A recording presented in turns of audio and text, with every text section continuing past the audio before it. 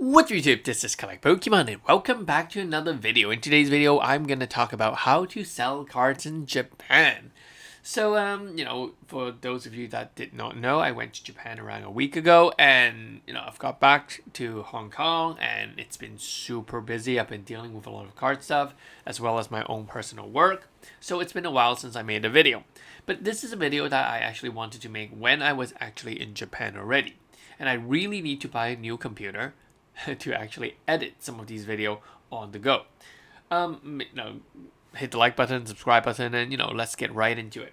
Many of you guys ask me, how do we sell Pokemon cards in Japan? Is it difficult? What are some of the expectations we should expect when selling Pokemon cards in Japan? Well, to be very honest, as a foreigner, if you hold a foreign passport, it is very difficult for you to sell Pokemon cards in Japan. Because there aren't a lot of stores that accept cards from foreigner, and there is also an issue with knowing you have a foreign passport. They will actually give you a worse price than the one that is listed on the buyback price list or buyback list price. So best thing to do is to find someone who lives in Japan or works in Japan that has a Japanese like an ID card. So let me just tell you and walk you through that process. A store that buys a lot of these cards is called Card Rush. And from my previous video, you guys know that some of the cards I bought from is also from Card Rush. Because of the high turnover of this card store, they actually buy back a lot of cards. Now, do they have the best price? No, not really. Their price is usually more stable, I would say, but they're not like high expensive price. They are decent price, but not super high, super expensive. I'll give you an example. So at Card Rush, a hyper rare Charizard back when I was in Japan, their buyback price was around 440,000 yen, whereas another store is buying at 500,000 yen. So there is some difference. So you're gonna ask, hey, collect Pokemon, why don't you just go to the more expensive card store? I'll tell you that in a bit. So let's talk about Card Rush first and how to approach this place. Now, I went on a weekday because I heard that the weekday is much better than the weekend. As you get on to, as you go on to the elevator, you go up. The whole floor is owned by Card Rush. I can't remember. I think it's 6th floor or 7th floor, one of them. So you guys can see from my video the picture at which the building is. It says Plaza. That's where you head in, and basically it's like 6th or 7th floor. We'll see Card Rush.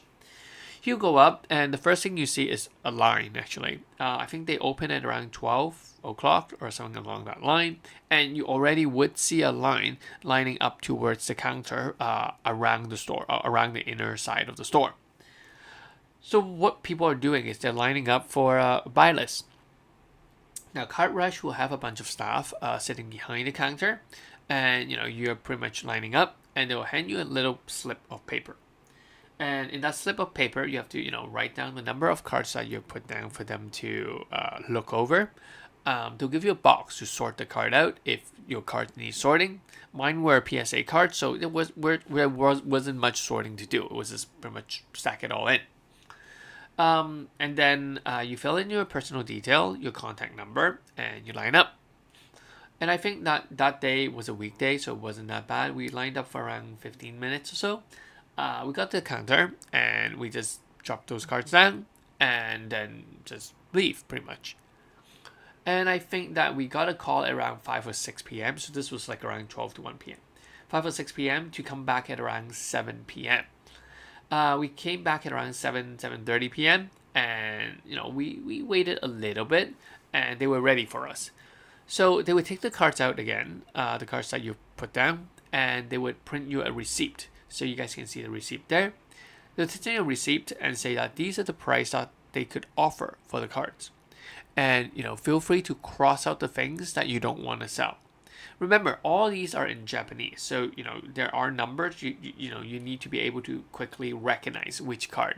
So it's not a good thing to slowly search up the card. So be prepared to know the name and the price of some of these cards, so you know whether it is a good price to sell or not. Once you decided to sell those cards, you tell them, okay, so these are the cards I want to sell.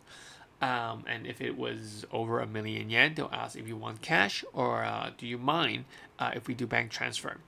And just tell them, hey, I really want cash. Just give me cash. They'll take out 3 million yen and count cash to you. So that's pretty much that. Yeah, I mean, to be very honest, I didn't count it because I assume that it will be correct because a stack is 1 million yen, and you just got to trust the Japanese sometimes. And then for the rest of the cards, sometimes what you would do is you would take it back, and you would consider going to other places. Another popular card stores that people sell card at is called Clove, CLOVE. Now, Clove is not open every day. It's only open certain days, so you have to make sure you check your schedule. And the bad thing about Clove is even though they offer a much higher price, they only accept 5 cards in each transaction or each day. So you can go there, you can drop down 5 cards, and then they'll tell you, okay, so here's the offer for these 5 cards, and that's pretty much it. Okay, so 5 cards per day. Now, the cards that they buy back will and must be on their buy list. If they're not on the buy list, they will not look at it. Whereas for Card Rush, even though it's not on the card list or buyback list, they would still give you an offer for most of the cards. So that's different. And for Clove, a lot of the time, they require bank transfer over 1 million yen. They don't keep as much cash as Card Rush. So that's how Japanese cards are doing it. All right. So if you do want to sell cards, these are some things that you have to consider. It's not like you walk in, you drop off your cards, you get it. You have to pretty much expect a whole day for card selling because there's just so many people selling cards. You go in the afternoon, go out, have some lunch, enjoy, take a nap, whatever, come back at night. And I would suggest that you find someone that that has a Japanese ID cards because that's the one that they would more likely and more willing to sell the cards off. So the traditional thing is that, okay, if you, for example, ask collect Pokemon, hey, collect Pokemon, I don't know anyone. Can you find someone for me?